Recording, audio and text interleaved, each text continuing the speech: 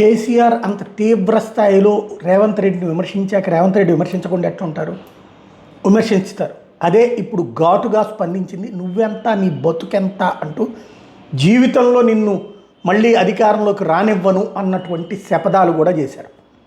అదే సందర్భంలో జూబ్లీహిల్స్లో పండబెట్టాం, అట్లాగే స్థానిక ఎన్నికల్లో దెబ్బతీసి చూపించాం అన్నటువంటి ధైర్యాన్ని ప్రదర్శించారు. రాబోయే రోజుల్లో కూడా నీ సంగతి తేలుస్తాను అన్నటువంటిది ప్రకటించుకొచ్చారు. అసెంబ్లీలో చర్చలకు కావాలి కానీ ప్రెస్ మీట్లలో చర్చలు ఏంటి అన్నాడు. అసెంబ్లీలో చర్చ ఏమైనా ఫలప్రదంగా జరుగుతుందా? చూస్తున్నారు కదా ప్రజలు. 10 మంది ఎమ్మెల్యేలు పార్టీ మారిన తర్వాత వాళ్ళ గురించి స్పీకర్ ఇచ్చిన దాని తర్వాత చూశాక నైతికత గురించి ఇంకెవరైనా మాట్లాడతారా? నెంబర్ 1. రెండోది, కేసీఆర్ని విమర్శించడం తప్పే లేదు, కొంచెం జాగ్రత్తగా మాట్లాడాలి. నువ్వెంత, నీ బతుకెంత లాంటిది ఆయన వయసు రీత్యా మాట్లాడడం కరెక్ట్ కాదేమో. మూడో పాయింట్ వచ్చేటప్పటికి జీవితంలో కానివ్వను అనేటటువంటి పదాలు సాధ్యమా? మన చేతుల్లో ఉంటుందా?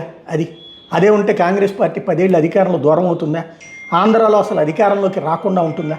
ఆలోచించుకోవాలి.